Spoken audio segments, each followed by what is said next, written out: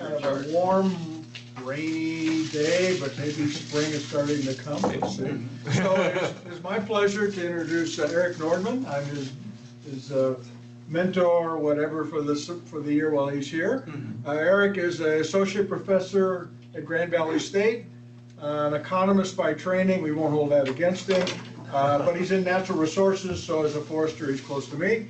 And he has this very interesting book that he's writing, and this is the chapter. This is kind of like his chapter of the book, which the rest of the book's about Lynn, which he's going to tell you more about. Erik, the floor is yours. All right, thank you very much. Thanks a lot for the opportunity to be a visiting scholar at the workshop. I really appreciate it.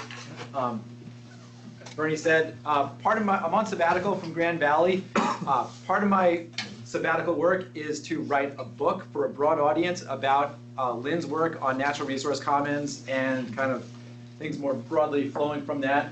And I've talked with many of you about her work and your experience with her here at the workshop. So it's going to the book is going to cover, the arc of her life. It's not exactly a biography, but it explores kind of the evolution of some of her ideas. If you've read Elizabeth Colbert's work, like Field Notes from a Catastrophe or The Sixth Extinction, that's the kind of book I'm aiming for. I mean, that's a high bar, but that's the kind of journalistic approach that I'm trying to take, telling the story of these ideas, but from the perspective of people that are on the ground, the professors that are working on it, the people in the communities, and showing how her ideas are relevant today. So it covers LA groundwater, featuring some of the work of Bill Bloomquist and others.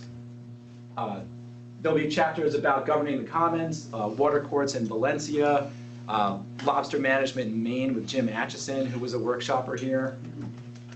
Then moving on to some emerging topics like climate change, which Lynn was active in towards the end of her life. And then new applications like space policy and information commons and all these new initiatives here at the workshop. So I do have a contract with Island Press. So this will be forthcoming in the spring of 2021. So keep an eye out for that. All right, so now on to the other part of my sabbatical is to do original research on 2030 districts, kind of getting a first-hand approach of how Lynn's ideas can be implemented, things like the institutional analysis and development framework, and some other ideas that workshoppers have developed, like voluntary programs, club theory of voluntary programs.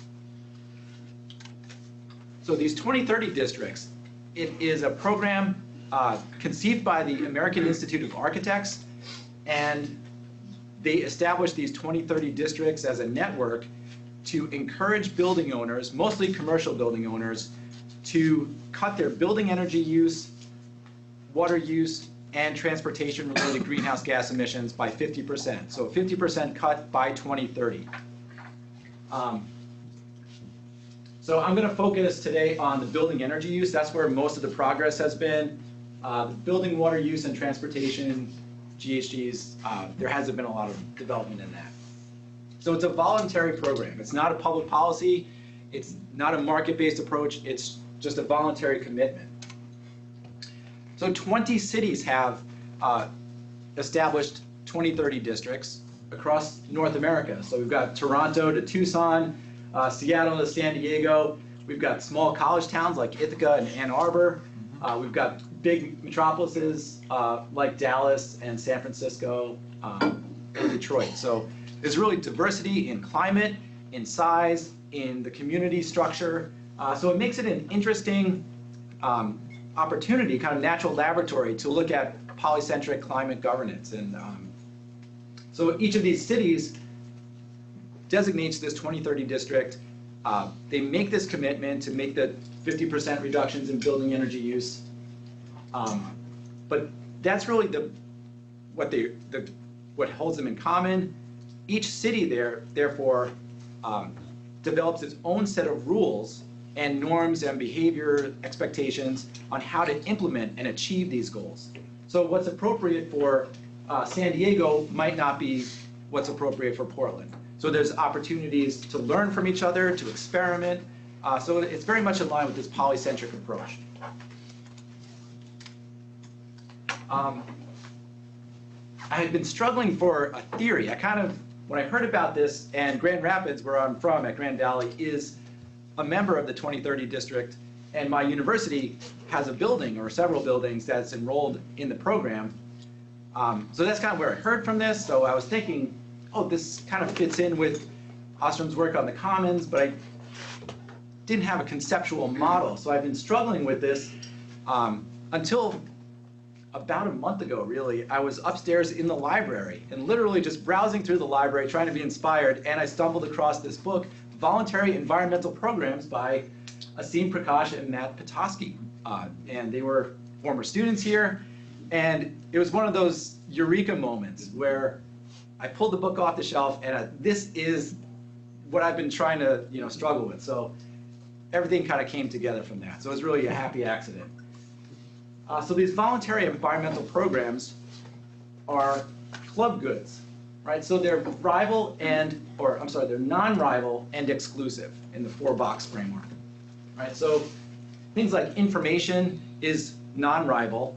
It doesn't get used up, it's not depletable, but that information can be exclusive.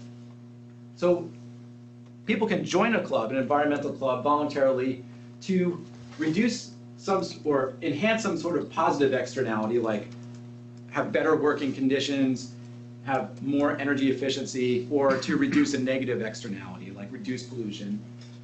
And in return, they get access to those exclusive information or exclusive clients or something like that. And then they get some sort of branding and reputational benefit as well.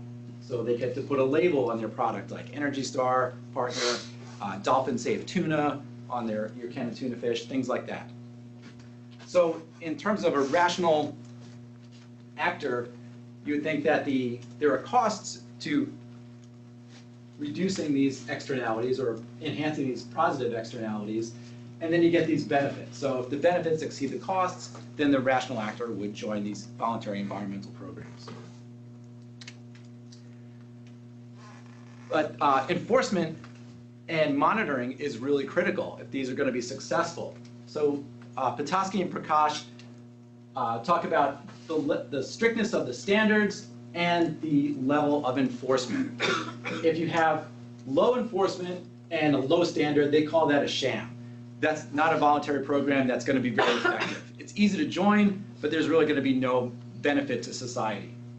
At the other extreme, you have clubs that might have really strict standards, so it's tough to join, and they have really rigorous enforcement. Those might be really good at achieving their results, but very few people or firms would actually join such a program. So the overall benefit to society, again, might be relatively small. And in the middle, you have this sweet spot, kind of a Goldilocks situation where the enforcement is just right, the strictness is just right, it doesn't scare people away, people don't feel like they're going to get a tap on the knuckles if they fail. So this is kind of what we're aiming for. So for the 2030 districts, in this first phase of my research, I reviewed some of their annual reports to see how far they're coming along and what's been happening. And I found I would place them at kind of the top of that sweet spot where there's a pretty strict standard. Committing to a 50% reduction in building energy use is a tough commitment, right? That's not something that everybody's going to want to commit to. So it's very strict. The level of enforcement isn't real high. It's kind of in the middle, right? So far, there's no requirement to submit an annual report even. I think 8 out of the 20 districts have submitted annual reports for the 2018 year, which was the most recent year available. And 4 of those districts have already met the interim goal of 20% reduction in building energy intensity by 2020. There is some evidence that there is enforcement. There were 2 districts, Los Angeles and Boston are not on the map because they were established districts, but they lost their leadership, and the districts kind of just fizzled out. So the 2030 district network move them from established status down to emerging status, where they're kind of reconstituted. So they're going to have to reapply to be full-fledged districts. So there is some enforcement. You've got to maintain your end of the bargain to have your city, at least, as being labeled and included in this program. At the district level, it's unclear whether firms are being held accountable to a high degree. You don't want to scare people away, but then again, you don't want free riders just hanging around, getting the benefit of that reputational label, if you will, without actually making those commitments. And there is also some evidence of strategic behavior, anecdotally from my own university in the Grand Rapids 2030 district. The university was reluctant to commit a building to this program, and when they did, they only enrolled their newest, most efficient buildings. So they were already met the target. So on paper, it looks great, but we really haven't achieved anything, over and above. So I would like to look into some of that strategic behavior as well, and see if this is really making an additional difference in building energy use and climate change in general. And this type of voluntary program might be really important in the absence of strong federal regulations on climate change. As we the US pulls out of the Paris Agreement and things like that, there's going to be more activity in cities and local communities, in the private sector and the public sector at various levels. So this type of work could be really important. So that's my introduction, and I have some things to think about in the next research phases when I start to send out surveys. How do districts encourage compliance? You want to have sanctioning, but you can't be, too negative on people. How important are the exclusive information and reputational benefits? Is there behavioral contagion? I've been reading some stuff on behavioral economics. I just finished Robert Frank's book, Under the Influence. It's about behavioral economics and this behavioral contagion, where people that are first adopters might influence the decision of community members because they're seen as leaders, or they make it socially acceptable to put solar panels on your house or put a new high efficiency boiler in. That might be invisible, but if you're in this community of the 2030 district and talking about it, sharing that information, people might learn from it. So there might be sort of a positive behavioral contagion where it's the cool thing to do to engage in energy efficiency. And then there are, is the program working? Getting to 20% by 2020, that interim goal, there's a lot of low-hanging fruit. Like you can install LEDs, across your building, and you're going to save some energy and save money. To get to that 50% reduction, that's going to be a lot more challenging, and we'll have to see if these incentives are strong enough to reach that 50% reduction. All right, so my 15 minutes are up, so I'll turn it over to you. Thank you very much, and I look forward to hearing from your comments and suggestions. Okay, I'm the one managing the list. Who wants to? Scott? Or Mike? No, Yeah, Scott. either way. Scott's fine. first, and then Mike. Okay. No, I thought it's really interesting. So, have you a draft of the full survey instrument that you're going to be sending out to all the different cities? I have a rough draft. A rough draft? Yeah, no, I was just curious, like, are there going to be questions around information sharing and how these different groups are working together, maybe across these cities as well, that you're thinking about? Because that was interaction and coordination are kind of a key piece of the success in these types of systems. Right. I was curious how you're going to suss out, that variable. Yeah, so there's information sharing within the district, and then the district leaders get together for the network meeting. And, Okay. They have like a once a month phone call or once a quarter phone call and an annual meeting. So there's information sharing at different levels. Okay. There might be some parallels there in the cyber context that we can talk about around these ISACs and ISOWs. So we'll follow up after this. Okay. But that sounds really cool. And like I said, I'm happy to get you in touch with David Victor, who came through to do this polycentric talk, because that could be a good extra literature to kind of build on top of this. Thanks. I have Mike and then Gustavo. Yeah, Scott actually picked up on part of what I was going to ask about the whether there's really information sharing sort of within the group. because you lay out that as one of the possible benefits, that there would be information and clients, and that they would be learning from each other. There might be some proprietary information that the groups would do. But to sort of show that, you have to show there's actually communication among these districts. Yes. And maybe among the industry in there, or maybe through the districts or whatever. So have you really looked into sort of the history of, like, the number of times these people get together, the amount of information they sort of how much communication they have going on between them, to kind of get a sense of whether there's a real community building in there? And a second point of that, another thing about how real this thing is, you also talk about the reputational sort of effects. To what extent does anybody outside of this network know about it? And does it really convey any sort of reputational benefits? So I'd like to see you talk a little bit more about, is this really becoming a community in the sense of really interacting with each other? And is there anybody out there that knows about it that they can get the reputational effects? Good questions. Okay. In terms of, the Grand Rapids district is the one that I'm, have most familiarity with, because that's my local district. They do meet regularly. There is a lot of overlap with other organizations and programs and activities too. So our local district is led by the U.S. Green Building Council that has its own programs, and there's also a program called the Zero Cities Initiative.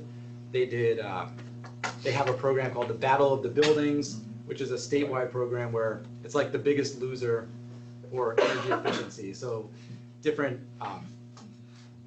firms put in how much energy they've saved over the last year. So I know there's a lot of information sharing at the local level, but I think across the 20 cities, it's going to vary widely. And that might, in the IAD framework, might be able to tease out what. But see, I think to really get this mechanism working of the club, these club members have to know each other. Yes. And they have to interact with each other, because as I understand the way you're conceptualizing this, the club is the group of communities. It's not really the firms and individual, or maybe there's two levels of clubs in what you're doing. There's the firms within the district, but then there's also these districts interacting. Right. And for the kind of sanctioning processes to work in that sort of context, there's got to be some channels of communication and some regular, and it has got to matter to the people in some sense. Right. So I think that's what you haven't really shown yet, at least in this short draft you've given us here, is how much life is there in these organizations, in this network. But that's good. Gustavo, then you'll be next, and then Tony, and then Vicky. You're next. So I was thinking to what extent people that join this club, they want to do this anyway, and then essentially then they want to signal their constituencies, their groups, hey, I am doing it. So this is in some sense works as a publicity. So essentially it's I'm just making I'm sending a signal that I am doing this, like, I don't know, it's like vote, like a candidate just sending a signal to their voters, hey, yes, I did this proposal that I made in my platform, no? So that's one thing. So in some sense, I think it's going to be interesting connected with this literature, with this question, is also to study, I don't, maybe groups or entities that were thinking or considering to enter but decided to not enter, so to figure out exactly what they were thinking, no? So it's like, maybe in terms of your survey, it's also interesting maybe to survey those that were considering entering, and maybe they did not enter, no? Yeah, getting a list from the Chamber of Commerce or something, or some sort of membership list, a control. Yep. In terms of the signaling, that's really that reputational benefit that but you bring up a good point. If they were going to do this anyway, Yeah. it's not really additional. We haven't achieved anything. Correct. It's, yeah. And that's really the critical thing. Is this moving the needle, in terms of reducing emissions and enhancing the environment? Can I go just One more, yes. One more, yeah. We'll give you one little nudge. So I think to tie your mechanism, I think you will need to tie it to commitment. It's like the reputation, I think, is there, even if you want to do it anyway, but maybe you have doubts that you will commit to this path in the future. So that's the reason you are joining the club, because it's like then it's going to be more difficult for you in the future to go out of this path. So it's Right. commitment the key thing, rather than the reputation, I think. Yes. And it would be interesting to see movement in and out of the district. Are firms joining and then dropping out, or do they commit and then they stay in for the long run? So, okay, in this case, if we look at the situation, we reduce to 50%. The benefit is huge. Then Yes. optimum no cost. For example, I think we feel that we need to do exercise every day without our alone. We are lazy or something like that. We get some friend to a group Yes. to impose together. Right. Right? In that case, because we have time, but just because we are lazy. Yes. So in this case, because we use the energy very wastefully or something like that, we know that it's very good for ourselves and for the whole society Right. to achieve the 50% reduction. So in this case, I think in terms of the share information, I don't think it may be a good approach. Because for example, I am a member in that group. I think it's better for me to get information somewhere else instead of only the information into the 20 districts or something like that, right? Because I know that with the technology to reduce the energy or something like that. So in this case, from my viewpoint, maybe more like some kind of a competition, but good competition to the Yes. top, right? Because you Right. become healthier and I become healthier. Yes. It's not become we share information, because we know that we have some app to follow my health, and you have some app to follow your health. So that approach, I think, may be a little bit better. So in this case, unconsciously, to have some kind of good collective action. Yes.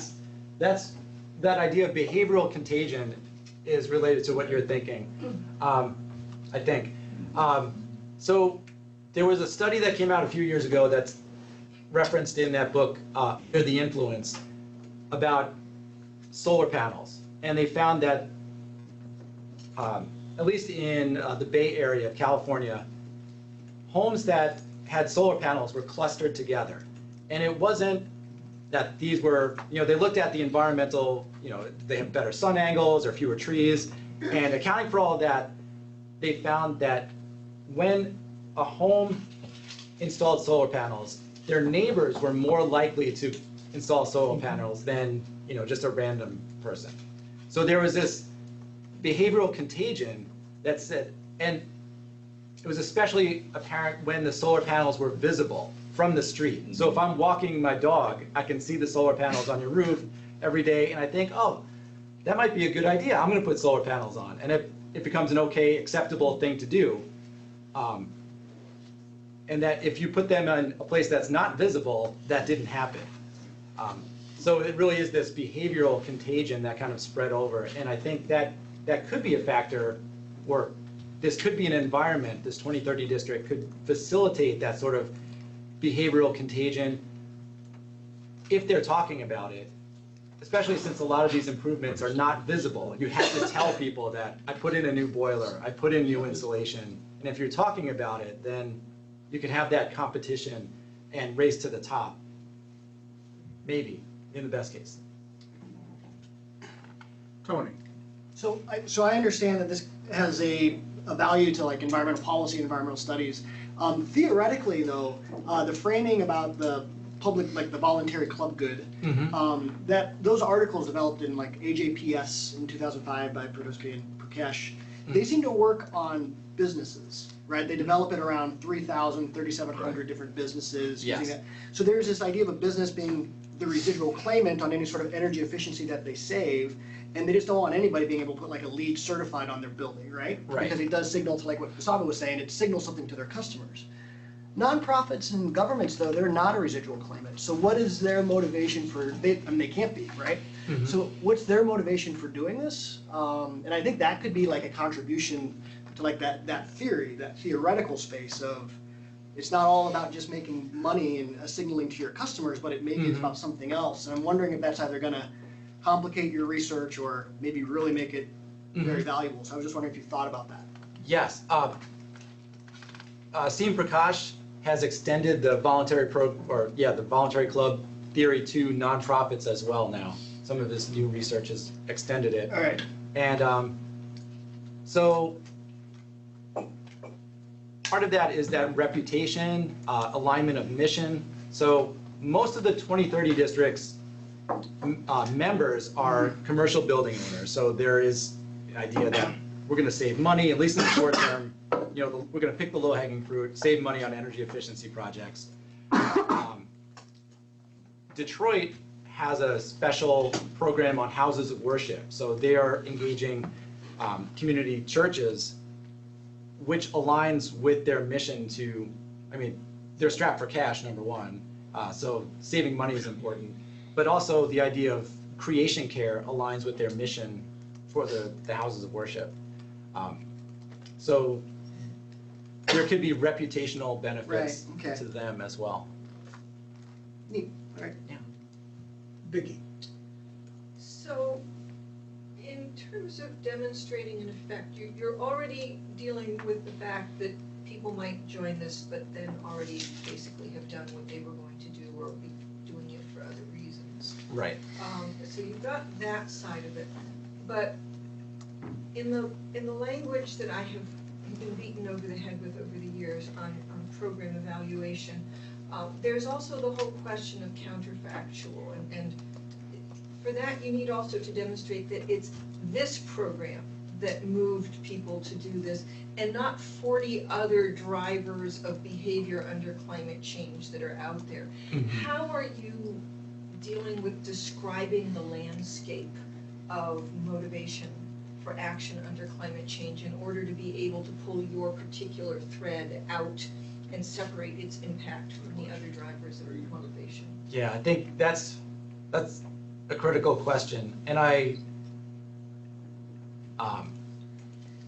don't know for sure. I mean, in the survey document, I plan on asking them, you know, did you take any action in particular for this program that you wouldn't have otherwise? Are you asking about whether or not they are being encouraged to this action from other sources?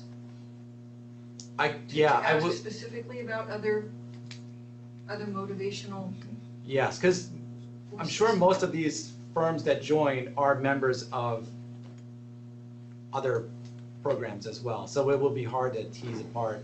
I mean, But depends on how many there are. If there's only 4 Yeah. or 5 other major motivating things in the landscape at the point in time that you do this, that could change the next year, of course. right. That wouldn't necessarily, and a little bit of pilot work might give you some sense of whether there's 30 of them, or none, or Right. 5. Yeah, that's a good point. I'll consider that. All right, so let's see, now I have who? Jessica, Bill first, then Jessica, and then Eric. Bill, you're next, okay. The actors Mm-hmm. in your study are not individuals, right? They're firms or nonprofit organizations or whatever, right? So, I mean, I sketched out the if I understand, and if I don't, then please correct. To participate, to be a 2030 district participant, which is your label for your actors. Yes. These are like Grand Valley State University Right. is a participant, and whatever, some other Right. entities. within- Founders Brewery. for Founders beer. Brewery is a They're a participant. and so participant. forth. So I want to invite you to think out loud with us about what difference it makes when your actors are not individuals, when your actors are composite entities like that. And I'll because we're both university folks, I'll toss out an idea here. In Indiana University tends to do stuff to the extent that the university could be said to do stuff. The university tends to do stuff because there's somebody in the university Right. who has the mission of pushing that forward. So we have internationalization initiatives because we have a VP for international affairs. We have assessment initiatives because we have like assistant vice provosts for assessment. We have, whatever. We have chief sustainability officers for our campuses and so forth. And that's how this kind of stuff happens in my experience, right? Yes. Somebody within the organization is motivated largely by professional concerns, partly by personal values, but also by professional concerns. You don't want to be the internationalization officer at Grand Valley State University, and at the end of 5 years, Grand Valley State University hasn't done a stinking thing with internationalization that they weren't already doing. Right. So you need stuff that you can then say in your 5-year report or your 5-year review of how you did as internationalization officer. We joined the American Council on Education Internationalization Lab, which I think you guys have done and we've done. All right. So, box checked, right? So I want you to think out loud with us about like the motivations of individuals to do this kind of thing as over against your participants here, which are organizations. Right. What's going on? Okay. So it's the firm or the organization, the firm or nonprofit that commits and joins the 2030 district. But under the club theory, the Prakash and Petoskey, I think it was actually Prakash's dissertation work on the 3350 environmental program in toxic release inventory commitments, toxic waste. He assumed that it is individuals within the firm that are the decision makers, because they are the ones that are the champions internally. And he identified 3 reasons why, reasons why he would, that actor, that environmental manager would convince the firm to join. And there was the economic efficiency argument that we're gonna make this commitment and then we're gonna save money on disposal waste costs later on. And then there was the reputation benefit, that they become known as leaders, that they can put the Energy Star or whatever program on their website, on their product. And there's one other reason that I can't remember, but it was the, it's the, at the end of the day, it's a person within the firm. In this context, how do you think about that here? It's the facilities managers or the building managers within the firm that are going to be the champions. Okay. I think so. In terms of having that control over this, if they have that decision-making authority within the firm, or they can convince somebody within the firm to join, that would be really critical. Yeah. If you don't have a champion within the firm, that's not going to happen. Makes sense. Did that help you? All right, Jessica. So, this is super interesting, and it made me think of some of the other intersections of us seeing Prakash's work. Some of that being, you might just look a little bit at the literature on sort of self-regulation and private businesses. There's been a fair amount there sort of in what are the consequences, what are the drivers of it. Also potentially even CSR stuff. One of the, so I have two questions. One is about the fact that it seems like there's wild heterogeneity in the potential benefits of joining the club, right? So you mentioned houses of worship, you mentioned universities, potentially actual private firms. Right.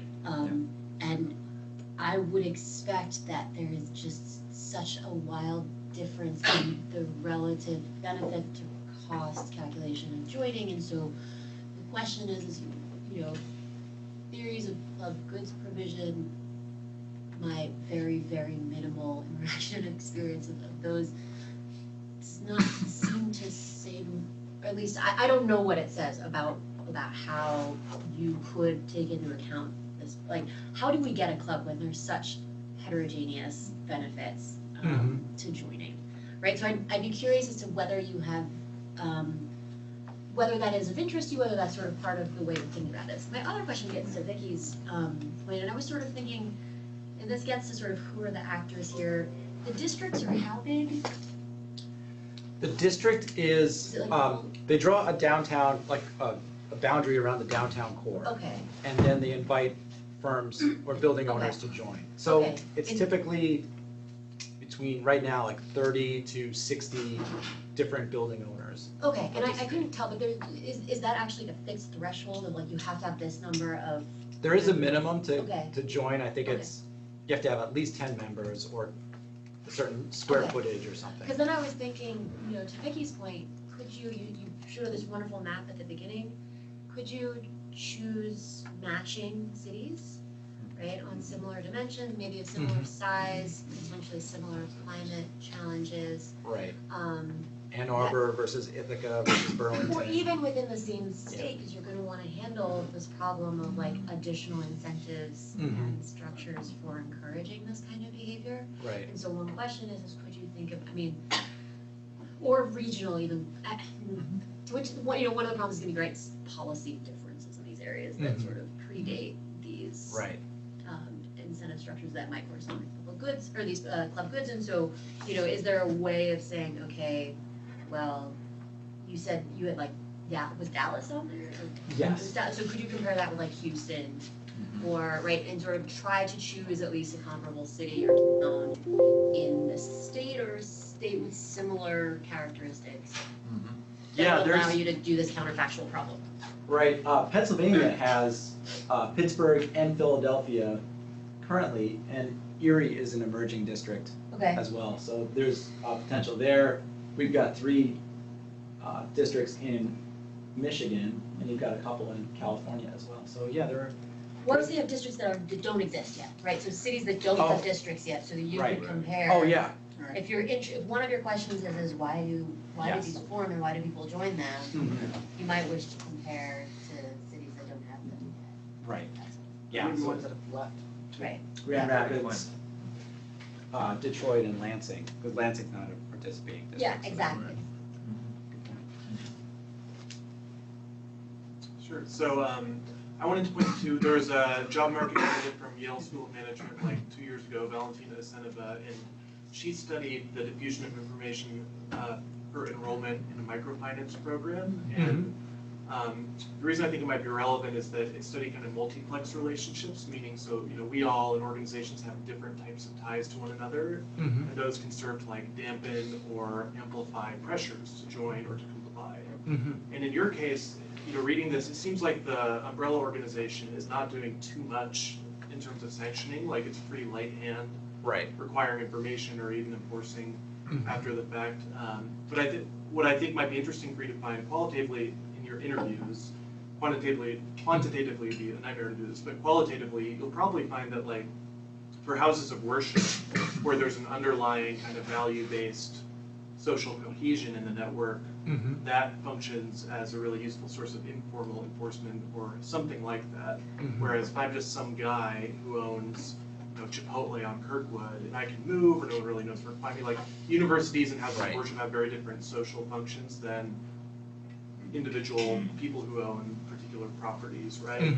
So I think that could be an interesting dynamic to explore, and I don't know the behavioral economic literature as well, but there's a lot of sociological literature on information diffusion, and I think it could be helpful for your efforts. Thanks. Yeah, whether the firm is rooted in the community, has strong ties. That's a good point. Sure. So I mean, on this conversation is why do these different kind of entities join? It does the idea of motivation. At least it's an empirical question that you can test, which is kind of neat. But then I guess I was struck by your response that the champion within an entity might actually be like the facility manager, who doesn't really seem to be the top person in an organization that would be concerned about reputational benefits. I don't discount it, but I don't know if that would be the ideal champion for something. But so I just think it's neat because this is all empirically testable, which is neat for the contribution to theory. Right. But yeah, that was just my thought on that. Yeah, in Prakash's paper, I think he specifically referenced like environmental managers as being champions, but in the case of Grand Valley's own participation, this was the mayor's idea as he was leaving office, so he wanted some legacy, by the way. So it literally came down to the day before they were launching this, where the mayor called the president of our university, and this is like, I don't know, I mean, this is like hearsay or rumors, but he called the university and said, we really need your participation. Like, if we don't have Grand Valley's participation, it really looks bad. And the mayor, or the president, the university president, called the facilities manager and said, like, we need to enroll a building. Give me a building that I can enroll. Like, then the easiest one then? Just before the press conference, they had Grand Valley's name on the list in Pennsylvania.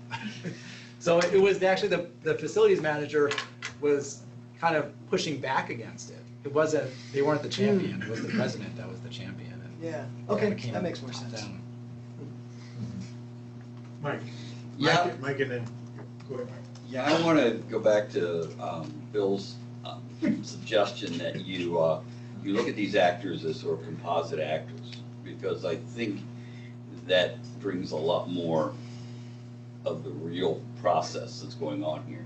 You've got individuals, you've got people working in the firms that are in these buildings, you've got the people running the buildings, you have people running churches, so you have believers in the church. I mean, you've got these multiple sort of levels.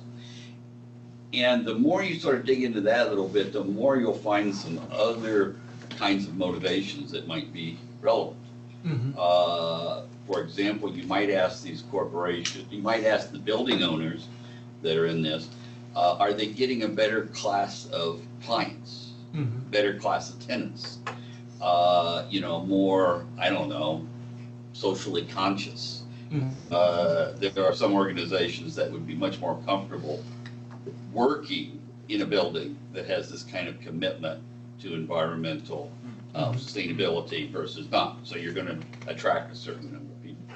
And then you bring that down to look at the corporations in there, the tenants that are in there, the Chipotles or whatever.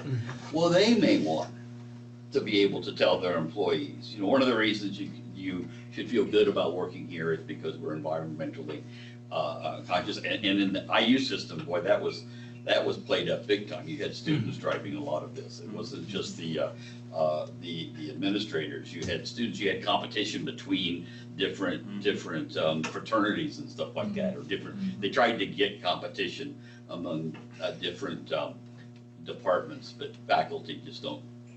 That didn't work very well. Students, you can sort of, give them free pizza and they'll do whatever. Figure out what incentivizes faculty. No, we don't do that. We don't do that. But more seriously, I mean, there's so many different types of organizations for you to work with in here. It gives you a much more richer sort of approach than I think even Pesh was doing, because he was looking at particular kinds of organizations or corporations in a particular sector, and then looking at ones that did have an environmental manager, or there was a CEO who said, we're going to have an environmental manager, and then this guy had to sort of do that. So those are just our corporations, but you've got all kinds of different organizations in here. Use that in your analysis, and I think it'll be a much richer sort of process. Thanks.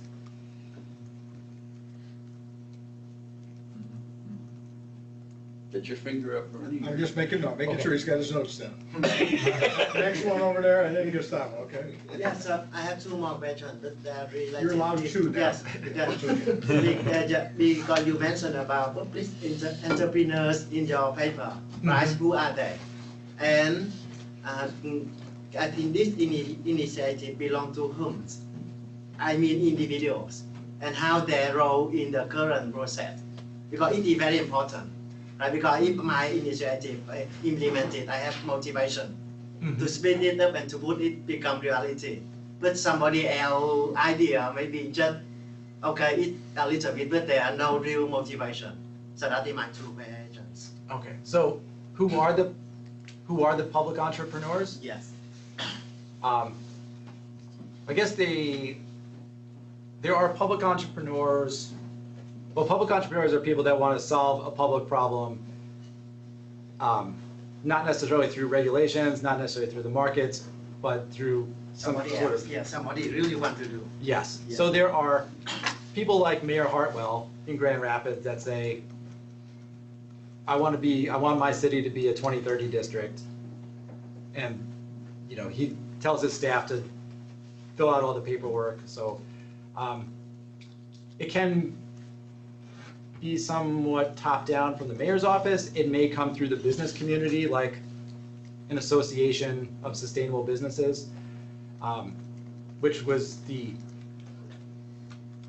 work kind of got transferred over to the private sector, and the U.S. Green Building Council, our local chapter, actually did the work, and they're the district organizer. So it can't, in this case, the district organizer is always in the civil society. It's not the government.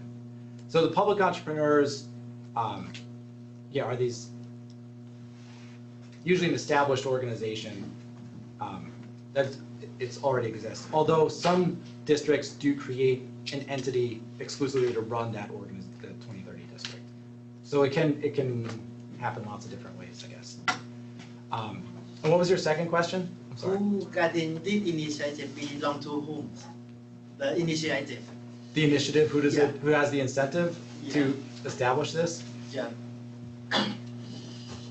And I think that's gonna be case by case. So in Grand Rapids, it was really the mayor, wanted this legacy. And so Grand Rapids kind of prides itself on being a sustainable city. It's relatively conservative, so there's a lot of history here. I don't know if we need this, but West Michigan, where Grand Rapids is, it's a religiously conservative part of the country.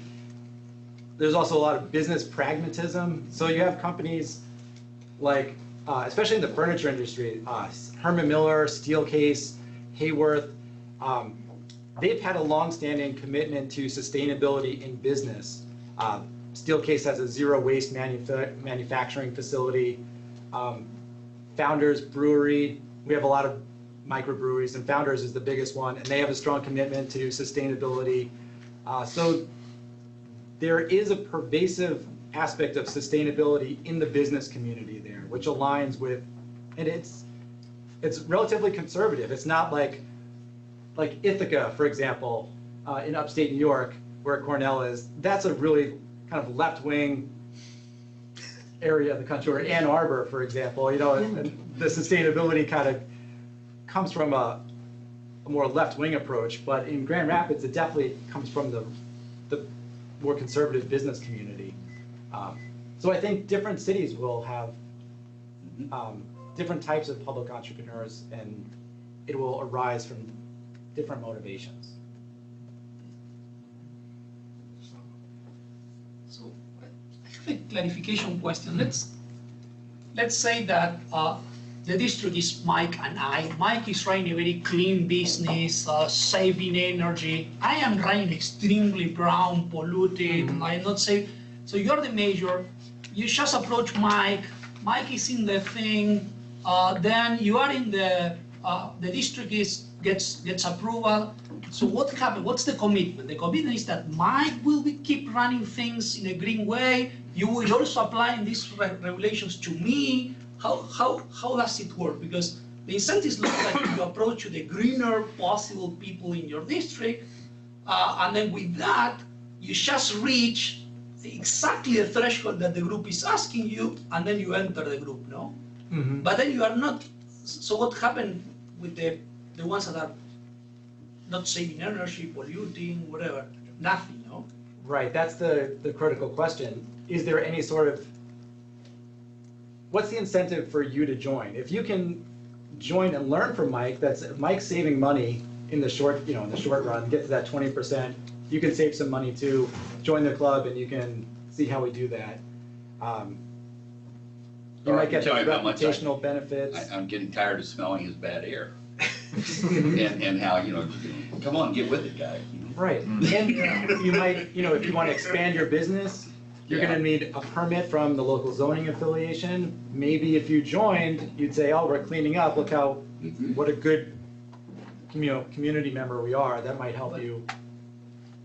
Okay, but in terms of enforcement from the point of view of the group, Right. nothing, so essentially It's a do mystery they right care now. that there are other activities?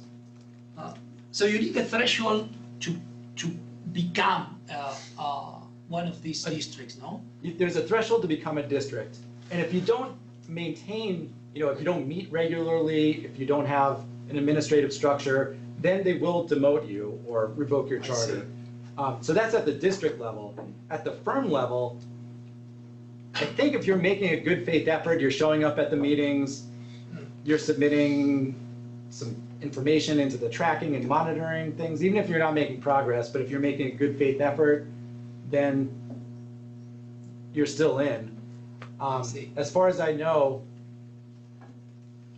it's unclear what the sanctioning mechanisms are within a district, and there is no set of rules for that. It's gonna evolve district to district and vary. Some might be more strict than others. Okay. Then a second, may I go? Go ahead, There is a second more methodological question. I think if you go for a econometric analysis, you have to do it not at the district level, because otherwise you end up with 20 observations. Yes, So essentially, that's one of my questions. you need to go one level down, so you have more observations and you get some power. Right. Given essentially also the level of heterogeneity that you have at that level, so I'm concerned that it's going to be difficult to find significant effects there. No? So Yes. And the question I had, maybe this is for a statistician, but those firms are clustered within the city. So if a firm, they're not independent observations, Right. I guess. So I'm not sure how to handle that. Far first then. Thanks, Eric. I have two questions. First, if I understood correctly, you mentioned that, for instance, your university enrolled the best building, the most efficient Yes. building in the programs. So that makes me think about what's the baseline for at the organizational level to compute the reduction, the 50% reduction by 2030. Yes. Because that doesn't make sense for me. I mean, I would enroll the worst building, which would make it easier to achieve that target, right? And then the second point is related to the different mechanisms to achieve that target. You can have renovation, infrastructure improvements, and also behavioral change, like firms, companies fostering the workers and users to change their behavior. And I wonder if you also can get some kind of information on these different mechanisms in the survey you make with them. Yeah, thanks. So for the energy efficiency, the 2030 district network did establish what the baseline is. So it's a 50% reduction against the, it's from the Commercial Building Energy Survey, CBEX. So it's a standard, I think it's from the Energy Information Administration or the EPA. It's from the government agency. They did a survey in 2003 of commercial buildings, and they said, this is what the average warehouse uses. This is what the average office building uses. So that's the baseline, and then it's a nationwide average. So it's a 50% reduction from that. So and in doing the literature review, I did find a quirk in here. So the CBEX data is skewed towards buildings in the Northeast. That's where most of the buildings are. But those buildings are also old. So they're in a cold climate and they're relatively inefficient. So they use a lot of energy. So the baseline is pretty high. So in San Francisco, a graduate student did an analysis, and in San Francisco, they already meet the 50% threshold because the climate is very mild. It doesn't get too hot and it doesn't get too cold, and the buildings are relatively new. So as soon as they started, they were already, below, what Cleveland is doing. They're way ahead. But Philadelphia, Pittsburgh, and Dallas have also already achieved the 20% reductions. So even in the cold climates, like Pittsburgh is really the leader. They've been developing a lot of the tools and measurements and things, protocols. So it is possible. But yeah, it's the CBEX standard is what it is. I'm sorry, what was your second question? If you can somehow in your surveys oh, right. interpret or ask and Yes. see what kind of mechanisms they are using to reduce or to achieve their targets. Yeah, we'll definitely ask about that because it can be putting on a new roof, or it can be practices like people turning off their computers when they go home at night. Yeah. Last one. Yeah, so just your question about which method might be appropriate to look at observations clustered around a higher unit. I think mixed effect analysis might be appropriate, where you assign your random effect at the level where the clustering occurs. So assign at the level where that causes correlation among observations to occur. So in that instance, it will be the level of The cities, district, yeah. districts for your case. So you could look deeper into that. That would be helpful. Thank you. Yeah. So a closing story about Erik. Because I'm this forestry guy, and you're looking at me being his mentor, and you're saying, how does this connect? A year plus in the past, he's looking to come to the Ostrom workshop. He started this book and whatever, and he goes down to the affiliated faculty, and he says, Fisher, he says, he has a bachelor's degree in forestry, and he worked for the Indiana Division of Forestry for 6 months to 8 months or so back in 1999, There you go. under my direction, but about 4 levels down, and I probably didn't know who he was. And so he calls me up cold and says, hi, I used to work for you, I'd like to come to the workshop. There you go. And that's how it worked. Rest is history. Anything for the close? Nope. Okay? Thank you very much. I really appreciate it. These were great comments. Exciting.